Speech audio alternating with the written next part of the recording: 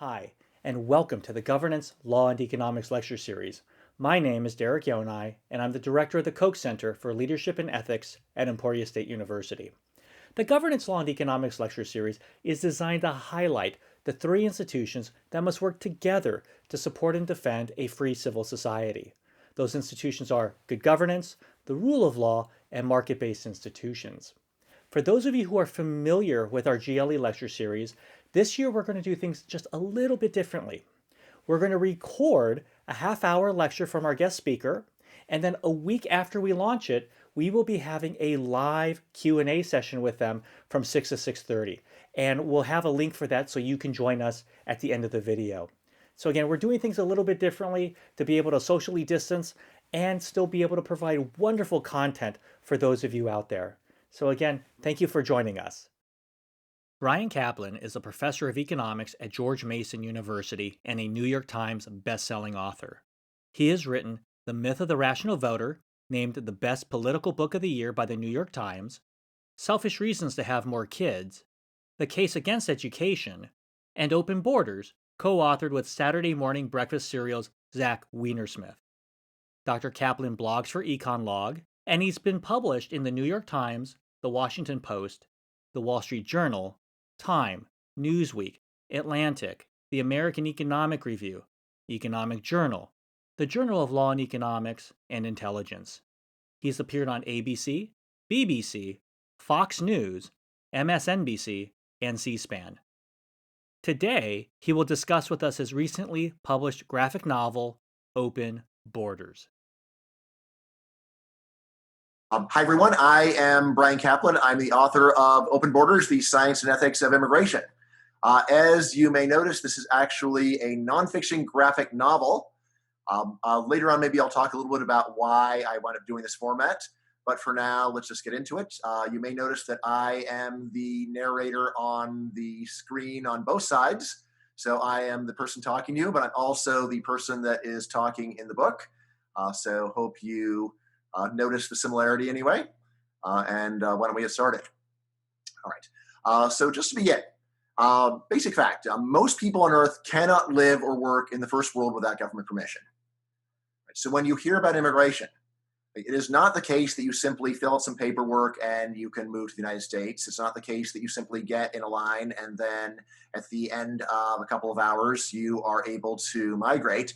Rather, there is an extremely difficult process for getting in, which ensures that most people can never actually legally come. It's only a very short list of people that have really a prayer of getting into the US or any first world country. Most people born on Earth, there's just pretty much no possibility that would ever happen. So this permission is almost impossible for most people to obtain. You probably know about the Jim Crow laws in the old American South. Right? An important thing to understand about the Jim Crow laws is the Jim Crow laws did not say discrimination is allowed. What they said is discrimination is required. Right? It's an important distinction. So today we think about discrimination as something that is forbidden. And then when someone criticizes the laws, you're thinking of it as someone saying, well, the government shouldn't be involved. But under Jim Crow, the government was involved in requiring discrimination. And immigration restrictions really do work the same way. So if you are born in the wrong country, if you proverbially choose the wrong parents, then the system is that you are not able to legally work in a first world country, again, unless you get tremendously lucky or in a very special category. Albert Einstein could get in, but most people are not him. So I say, this analogy is actually quite apt. Something where you are born into a situation where you do not have the same ability to live and work where you like as someone else does, right? And of course, people are very used to thinking of Jim Crow laws as terrible and immigration restrictions as fine.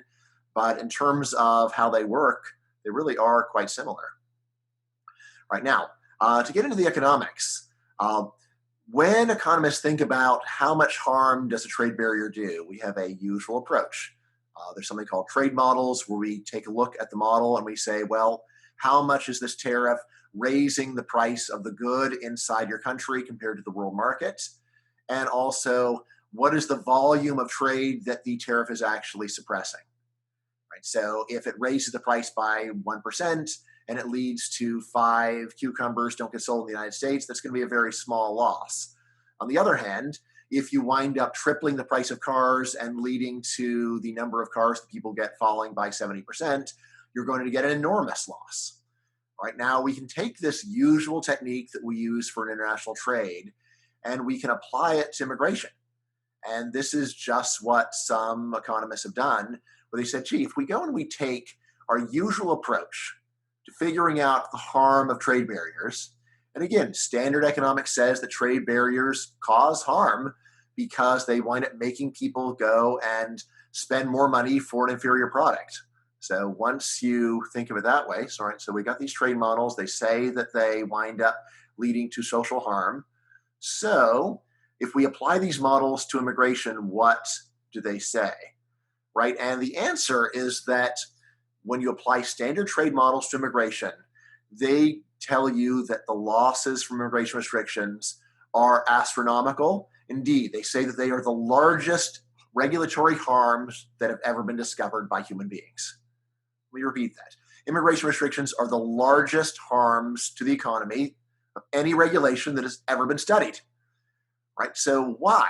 Why would we wind up thinking that immigration restrictions have these enormous deadweight costs? And deadweight cost just means it is something that just destroys wealth, that takes it away from the planet Earth and just says, look, this wealth is not happening. Right? Why? Well, again, first of all, you get what we call a huge price wedge. So you wind up creating a very large difference between the price of labor in places where people want to immigrate from and the price of labor in places where they want to immigrate to. So, for example, if you take a look at Haiti, according to standard estimates, if you just take a typical Haitian adult, move him to Miami, he'll wind up making more than 10 times as much money. Right? He doesn't even need to learn English, just show up, get a job, and his income increases by more than a factor of 10. Right? So you're taking a look at this and saying, like, wow, that is an enormous change. Right now, if you then realize how many people want to come, and again, very standard estimates say over 1 billion people on Earth would like to leave the countries that they've been born and go and work in some other, almost always richer country. We wind up getting an astronomical estimate of the harm, something like immigration restrictions are reducing the production of mankind by about 50%. Or in other words, deregulation would double the living standards of the human race. Right? And in fact, even to discuss this, we really need to start talking about a different economic statistic than we usually have in mind. Normally, we talk about GDP, gross domestic product of a country. When you're thinking about immigration, we need to think about GWP, gross world product. We need to think about what are these immigration restrictions doing to the production of mankind. Right? And again, the answer is that the damage is beyond all reckoning.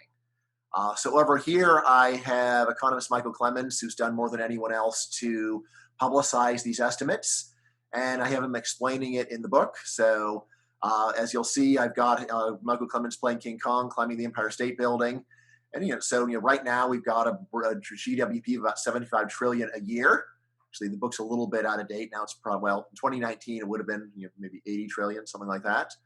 All right, but anyway, so getting open borders is like getting another 75 Manhattans a year, right? Because estimated value of Manhattan is about $1 trillion, or like 150 Googles a year, right? Or 375 million Ferraris a year, or this last one, 9 McDonald's Happy Meals a day per person.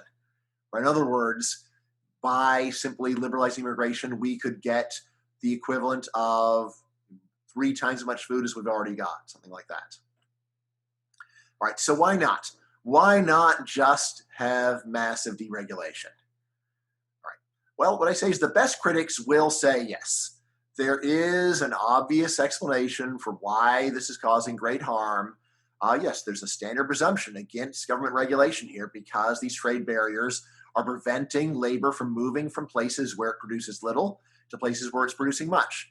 And again, that really is what immigration regulations do, right? Why does someone want to move from Haiti to the United States? To make more money. Yes, but why do they make so much more money in the United States than in Haiti? And the answer, of course, is because they produce so much more in the United States than in Haiti. This is really obvious on a farm, right? You go and look at a Haitian farm, they're doing subsistence agriculture. Take that same farmer, move him over to an American mechanized farm and he just produces way more food.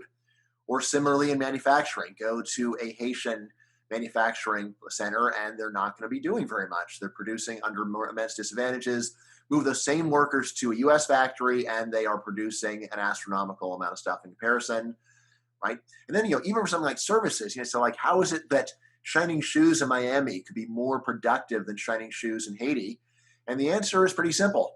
The real value of a service is the value of the time that you're saving. So if you save the value of time of a higher paid worker, you have done more for humanity than if you save the value of the time of a lower paid worker. Saving the time of Bill Gates or a surgeon does more for the world than saving the time of someone who collects trash. Right. Anyway, so best critics will say, yes, there is a very big and big and clear-cut reason why government regulation of immigration causes a lot of harm. But then they say, oh yeah, but there's some other factors on the other side, and these other factors are so horrible that they overpower many trillions of dollars of gains. All right, so what are they? Well, we're just going to go through the three main ones. So first one that people talk about, fiscal burden. All right, so the idea here is that immigrants are coming to collect welfare, not pay a lot of taxes, and so they are really parasitical upon the people that are already here. So that's one. Another one that people talk about is cultural harm. So immigrants, they come from a very different culture.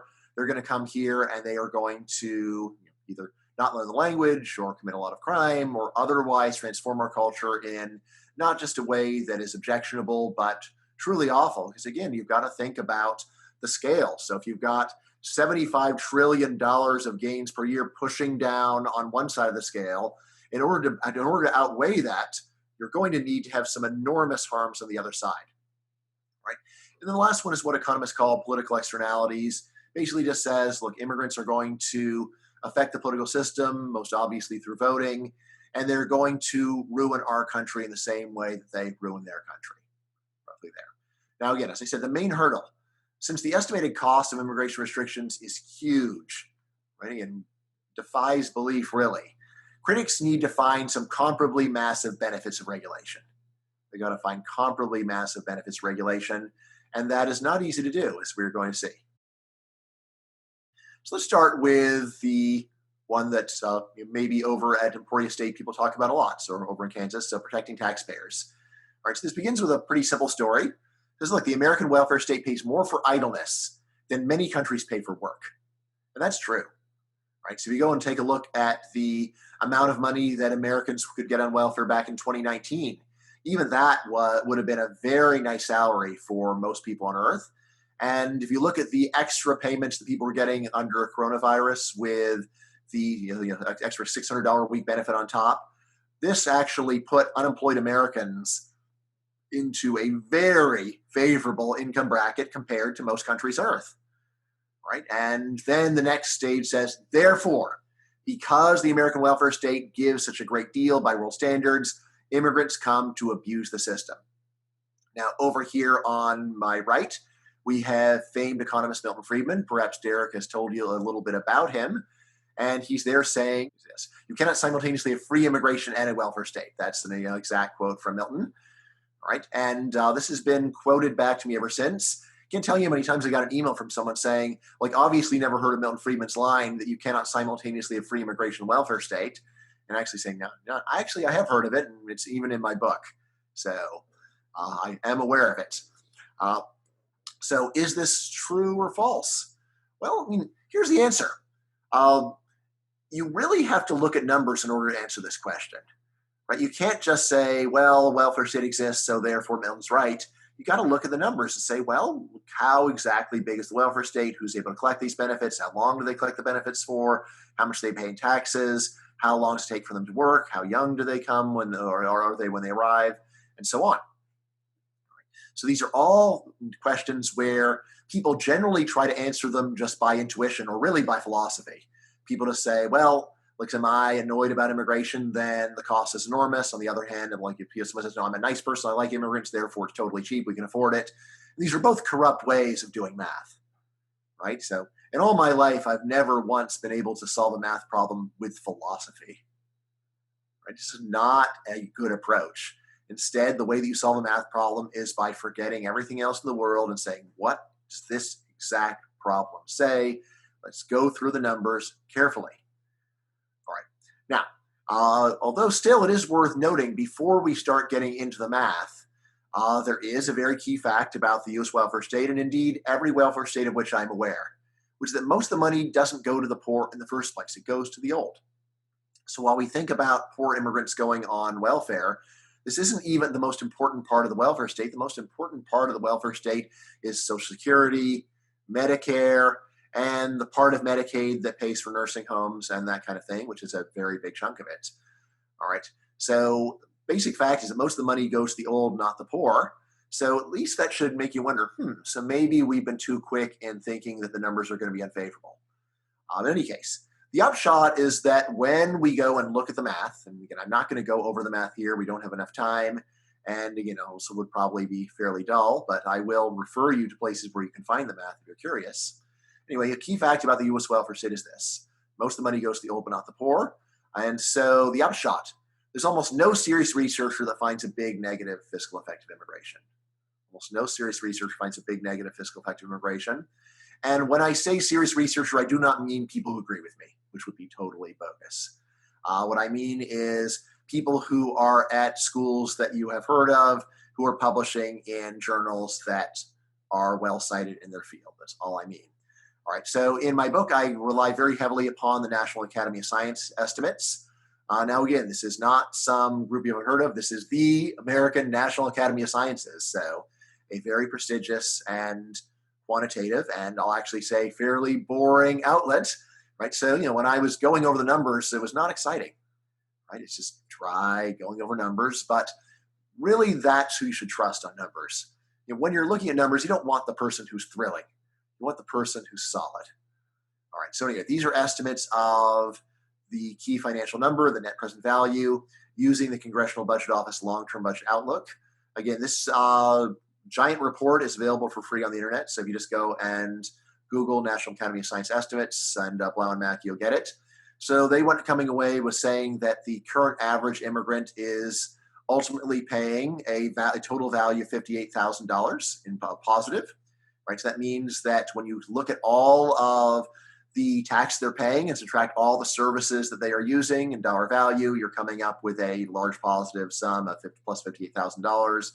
If you look at immigrants that are only, that have only graduated from high school, then it's less, because we do have a progressive tax system where people make more money, pay more in taxes. But still, even for immigrants who've only gone to high school, we're talking about plus $49,000. Then if you look at those who are high school dropouts, that's where you do find the negatives. That's where we got like negative 117,000. But even that becomes positive if you focus on young immigrants. And again, most people when they come are young. Again, why does it matter so much how old you are?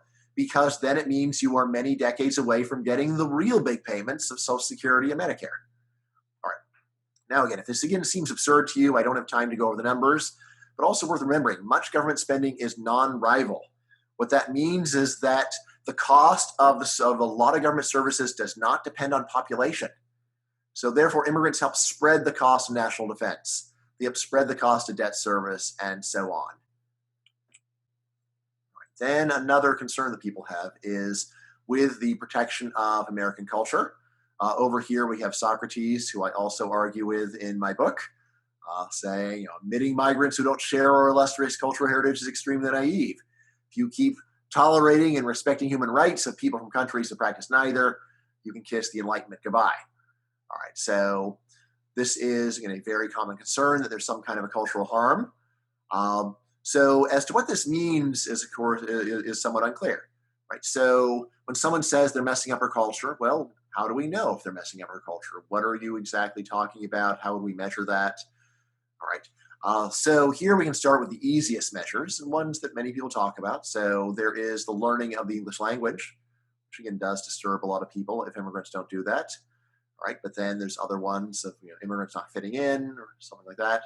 Anyway, so the obvious flaw with the language complaint is that if you go and take a look at second generation Mexicans who do have the lowest rate of language acquisition, even there, over 90% of second generation Mexicans speak fluent English, right? And the numbers are even higher for basically every other immigrant group.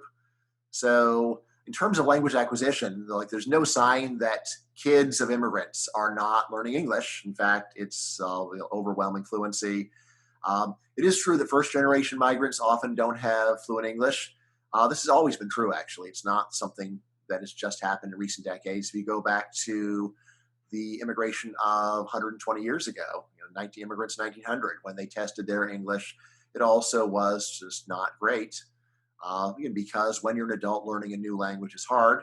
There is one big advantage today, which is that English is much more of the international language than it was in the past. There's just a lot more migrants who already know English when they show up. It would have been very unusual for a Sicilian immigrant in 1900 to already speak fluent English. Today, that would be not surprising at all. Now, when I have presented this work, one of the most common complaints that I have is this, look, Bryan believes in magic dirt. He is so stupid that he thinks that when an immigrant gets off a boat or a plane, they touch the soil of America and then pixie dust appears. Right then, and as a result, they suddenly change from being an Afghan goat herder to being an American investment banker, something like that. That is the story that many people have said that I believe, right? And the idea that you can just move people here and then things are going to be great, right? And I say, look, I do not believe that the dirt is magic. I don't believe in magic dirt. If there's something magic that I believe in, I'll say I believe in magic culture, right? Although it's not really magical. Saying how does culture work? Well, two things. First of all, we can take in immigrants from even very backwards and authoritarian countries, and it doesn't take them that long before they can assimilate enough to be productive members of society. You can take someone from North Korea where they've been living in a totalitarian despotism for their whole life. They could show up here at 30. They will be confused for a while. Where are all the statues of the great leader? It's like, we don't think he's a great leader here, actually. We think he's terrible. It's like, all right. So there's some culture shock, but it doesn't take that long before they can work in a food truck, work in a Korean restaurant, otherwise become a productive part of society. Right? That's what we can do, what our culture does very quickly for first generation migrants. For second generation migrants, for the kids of that North Korean immigrant, our culture does something even more magical. It makes him be American for all intents and purposes. The kids of a North Korean immigrant who shows up here is not going to be talking about the dear leader.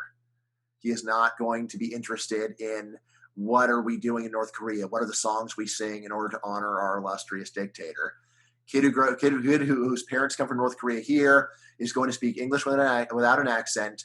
And the most likely scenario is he actually just barely knows anything about North Korea other than his parents left it and it was terrible, right? Or if he does know something about it, it will be to go and tell his American friends, this is the way things were in North Korea. My parents escaped from it.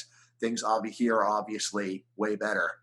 Right? The odds that you're going to have a second generation kid from North Korea saying, wow, I really want to go back to North Korea. Things are so much better there because they got a wonderful sense of unity, right? That's just fantastic. Right. And again, like the way that I like to think about cultural assimilation is this. If you really want to know the story, ask an immigrant parent. Ask an immigrant parent. So say, how's assimilation working?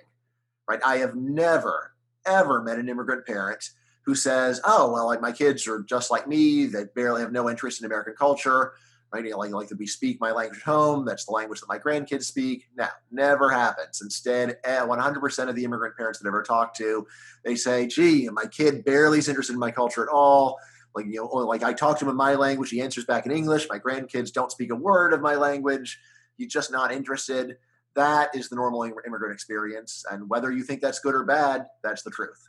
We now have a very large body of immigrants who are what I call pre-assimilated. They've never lived in the United States, never lived in the first world, and yet they speak first world languages fluently, and they are extremely familiar with the way that our cultures and economies work because they know it from popular media. This is new. This is not the way things would have been 100 years ago. Right now, last story, and this is one that I'll say I consider the most important argument, the one that disturbs me the most, the one where I can empathize with it the most, it is this. Say, look, I really value freedom. Freedom is really important. Freedom is what makes this country great. Freedom is why people want to come here from countries like North Korea. And then it says, now I'm worried because these immigrants come from countries like North Korea. So what are their political views going to be like?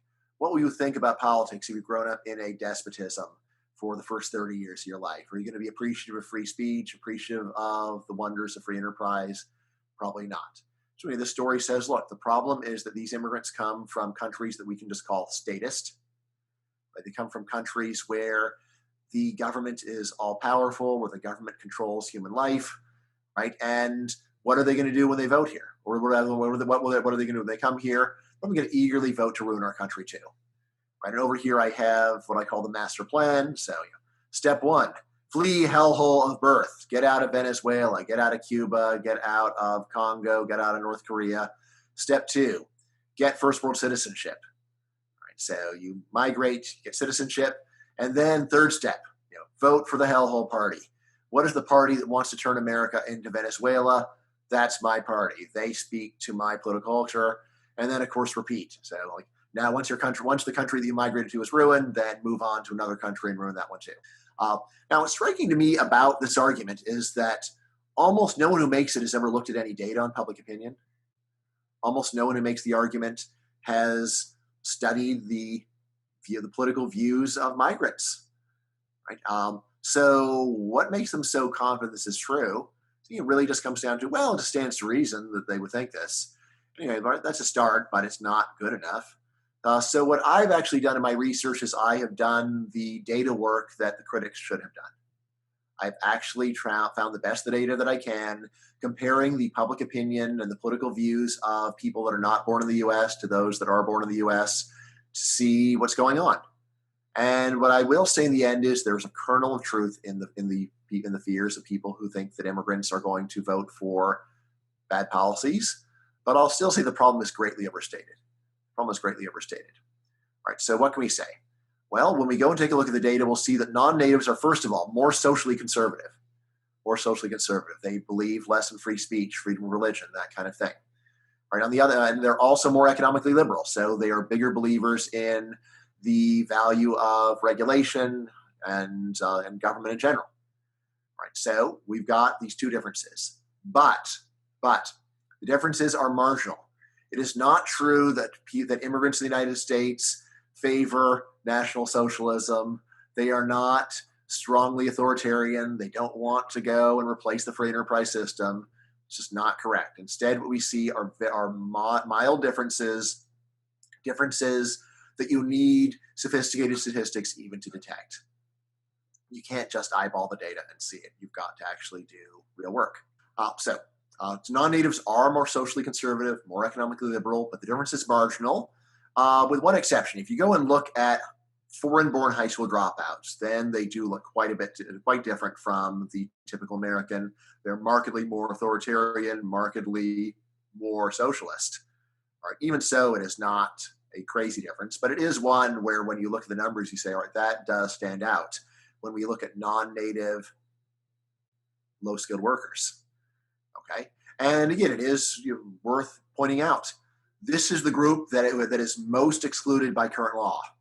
So if we did have anything like with borders, we would get a lot more of these very low-skilled foreign-born people in the country, and they would probably have these views that I'm talking about, where noticeably more socially conservative, noticeably more economically liberal. So that's the bad news. The good news is that non-natives have low turnout. So it is not true that they are itching to vote. In fact, they have very low rates of voter participation after they are allowed to vote. So basically, once they are citizens, they still generally don't have much interest in participating, right? And this is especially true for the least educated. So if you take a look at foreign-born high school dropouts, they have probably the lowest voter turnout rate of any group that you can imagine, which if you think that it's great for everybody to vote, should make you upset. It should make you sad or upset. But on the other hand, if you think that they are likely to mess up our political system by voting, then you should be happy. Right? Again, I've sometimes met people who have both criticisms. Say, first of all, they vote badly, and second of all, they don't vote. And I see them, make up your mind. If they vote badly, then you should be happy when they don't vote. Right now, last point. There is good, though not totally solid evidence that immigrants reduce native support for the welfare state. Why? Because people resent helping out groups. So in other words, even if it were true that immigrants were going to vote very heavily to expand the welfare state, this does not mean that this will cause the welfare state to expand, because the presence of immigrants seems to make natives less supportive of the welfare state. So if you have more foreigners, they come, they're voting for the welfare state, but this makes natives less supportive. The net effect can actually be to make the welfare state smaller rather than larger. What's the story here? Well, so there's been a fair amount of research from countries in Scandinavia where you take a look and you say, well, before they had any noticeable number of immigrants, back when the Scandinavia was basically all blonde, back then the welfare state was very large and people felt good about it. And the idea that anyone would abuse the system, no, fellow blonde people would not abuse the system, right? But then when they started taking in migrants who were not blonde, this led to a rethinking, right? And Scandinavians really did start saying, well, now I think there's some abuse in the system. Now maybe we should scale it back. Now, of course, most of the people doing this research think this is a terrible outcome. And then it makes them think, wow, on the one hand, I don't want to be anti-immigrant, but on the other hand, they are hurting the Scandinavian welfare state. And if you have both those views, then indeed this does raise a trade-off.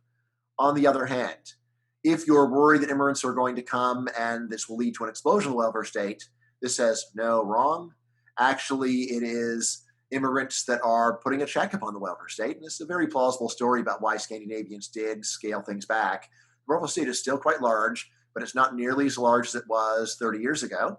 And again, at least part of the story is likely to be that when you undermine the sense of national unity, undermine the sense that we are all one common people, then you also wind up making people less enthusiastic about giving people cradle to grave security. All right, so those are the end of my slides, and now let me let's see. Actually, we're not going to turn it over to questions now, but we're going to turn it over to questions later when I actually wind up visiting the class. All right. So anyway, so if you haven't gotten the book, I will say it's definitely my most entertaining book I've ever done, and it's also the one you could read it most quickly. Most people can finish it in 2 hours. $13.39 on Amazon. So if it's not assigned, still, if you're looking for something fun to read during coronavirus, I do. Unsurprisingly, highly recommend my own book. But if you go and take a look at the reviews, it's also my best reviewed book. So it's not just me saying this. And I'm really looking forward to actually getting to visit your class and to talk about what's on your mind. So thanks very much for your time.